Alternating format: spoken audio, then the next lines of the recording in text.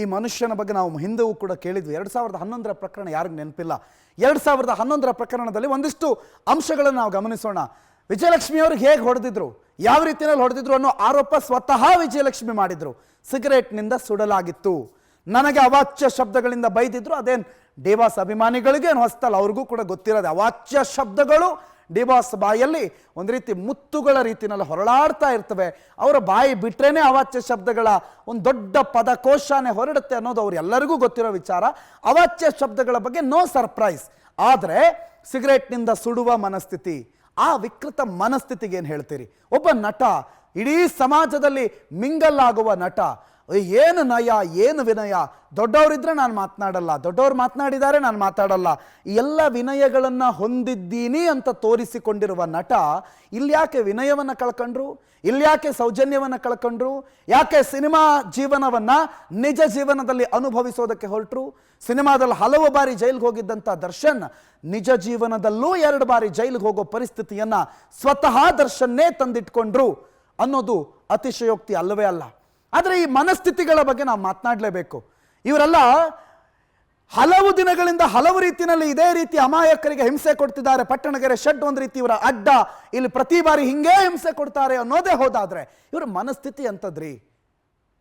ಪದ್ಮಾಕ್ಷಿ ಹಿರಿಯ ಮನಃಶಾಸ್ತ್ರಜ್ಞರು, ಅವರು ನಮ್ಮ ಜೊತೆಗೆ ಲೈವ್ನಲ್ಲಿ ಜಾಯ್ನ್ ಆಗಿದ್ದಾರೆ.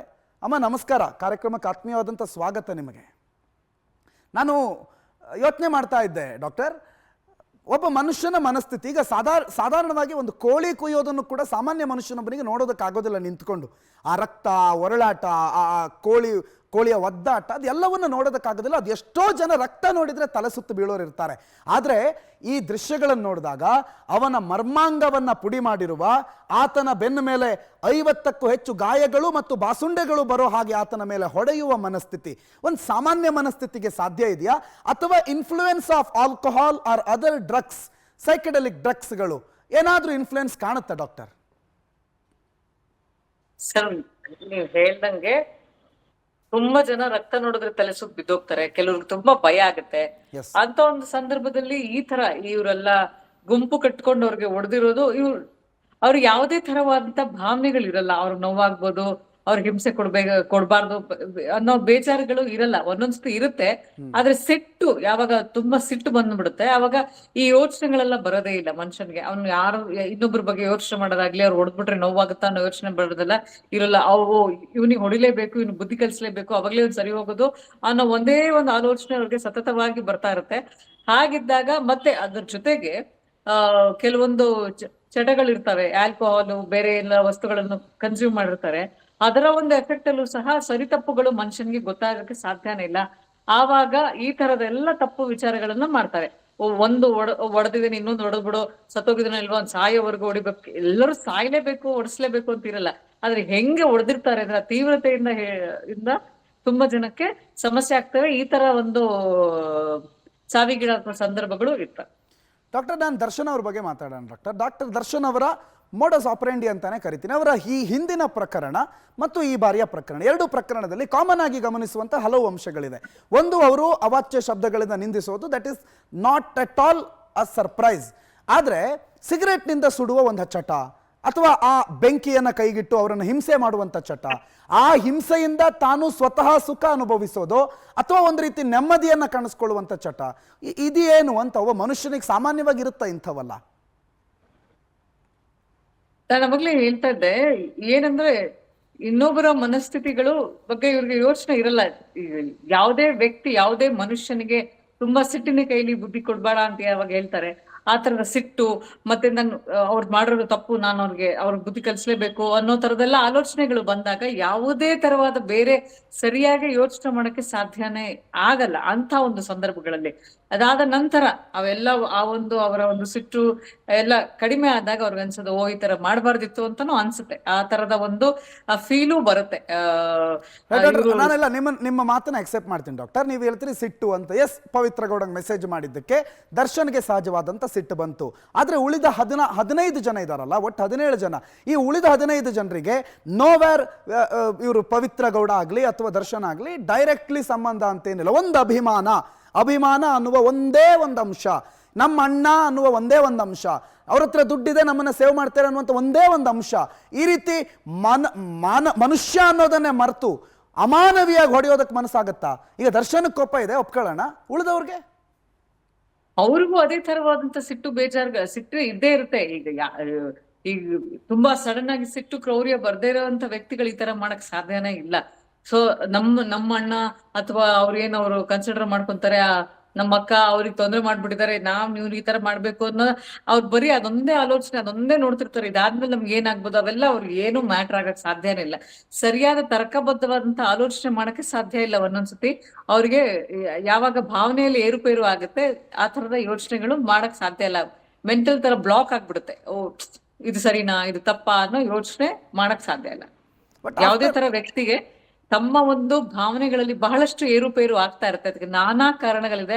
ಕೆಲವೊಬ್ರಿಗೆ ಆರ್ಗ್ಯಾನಿಕ್ ಪ್ರಾಬ್ಲಮ್ಸ್ ಇರುತ್ತೆ ಮೆದುಳಲ್ಲೇನೆ, ಇನ್ನ ಕೆಲವರಿಗೆ ಅದನ್ನ ಸಿಚುವೇಶನ್ ಬೇಸ್ಡ್ ಆಗುತ್ತೆ, ಇನ್ನು ಕೆಲವರು under the influence of alcohol, ನಶಾ, ಡ್ರಗ್ಸ್ ಆ ತರದೆಲ್ಲ ಆಗುತ್ತೆ. ಮತ್ತೆ ಕೆಲವರಿಗೆ ಇಂಪಲ್ಸ್ ಡಿಸ್ಕಂಟ್ರೋಲ್ ಡಿಸಾರ್ಡರ್ ಅಂತ ಹೇಳಿ ಅವ್ರಿಗೆ ಆ ತರ ಒಂದು ಭಾವನೆಗಳನ್ನ ಕಂಟ್ರೋಲ್ ಮಾಡ್ಕೊಳ್ಳೋಕೆ ಆಗಲ್ಲ.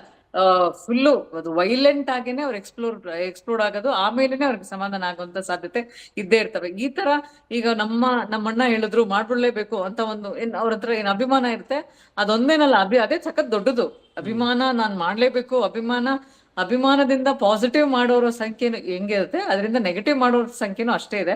ಬಟ್ ಇದು ತುಂಬಾನೇ ಅತಿರೇಕಕ್ಕೆ ಹೋಗೋಯ್ತು. ಅವರು ಯಾರಿಗೋ ಬುದ್ಧಿ ಕಲ್ಸಕ್ ಹೋಗ್ತೀವಿ, ಪ್ರಪಂಚದಲ್ಲಿ ಯಾರಿಗೂ ಇನ್ನೊಬ್ರಿಗೆ ಬುದ್ಧಿ ಕಲ್ಸೋದಲ್ಲ, ಅದಕ್ಕೊಂದು ನೀತಿ ಇರುತ್ತೆ. ಬಟ್ ಇವ್ರು ಚೂಸ್ ಮಾಡಿದ ಮಾರ್ಗ ಮಾತ್ರ ನಾಟ್ ಆಕ್ಸೆಪ್ಟಬಲ್.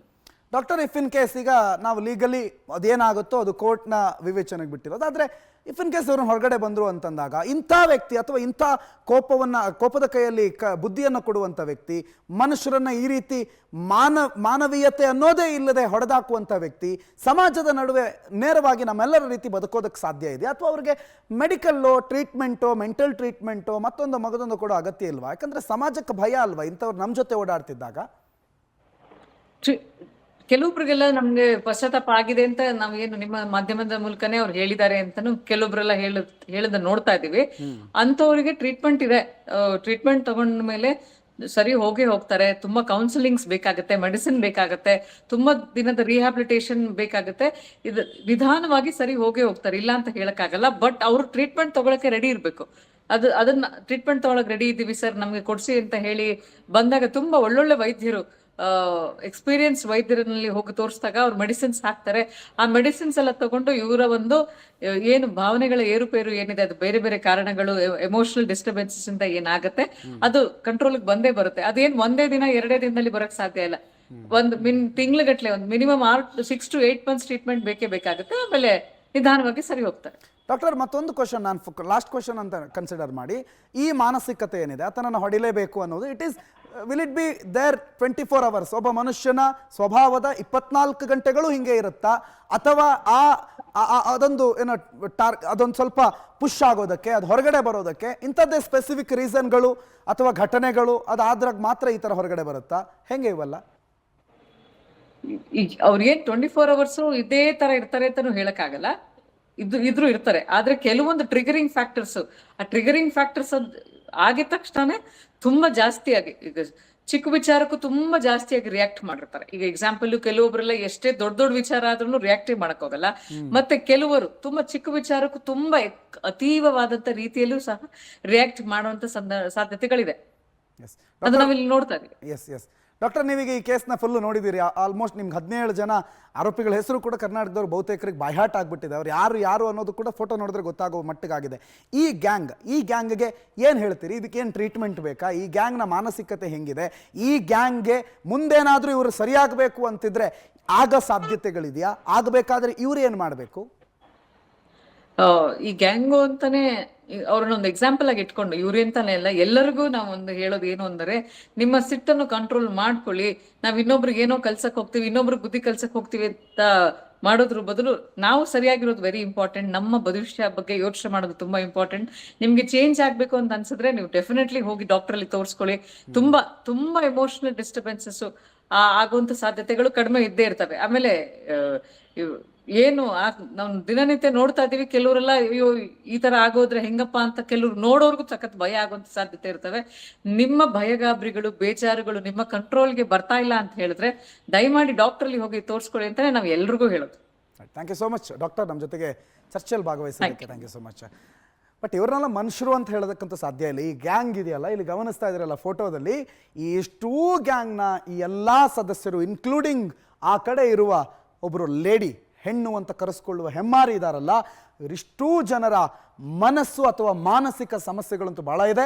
ಇವ್ರಿಗೆಲ್ಲ ಇಷ್ಟೆಲ್ಲ ಕ್ರೂರವಾಗಿ ವರ್ತನೆ ಮಾಡೋದಕ್ಕೆ, ಆತ ನರಳಾಡಿ ಸಾಯೋವಾಗ ಕಣ್ಣಾರೆ ಕಂಡು ನಗೋದಕ್ಕೆ ಮನಸ್ಸು ಬರುತ್ತೆ ಅಂತಂದರೆ ಇವರು ಸಾಮಾನ್ಯ ಮನುಷ್ಯರಲ್ಲ, ನರರೂಪದ ರಾಕ್ಷಸರು.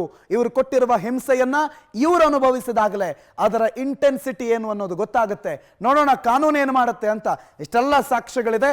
ರೇಣುಕಾಸ್ವಾಮಿ ಹಿಂಗೆಲ್ಲ ಸತ್ತ ಅನ್ನೋದಕ್ಕೆ ದೃಶ್ಯ ಸಾಕ್ಷ್ಯಗಳನ್ನು ನಿಮ್ಮ ಮುಂದೆ ನಾವು ಇಟ್ಟಿದ್ದೀವಿ.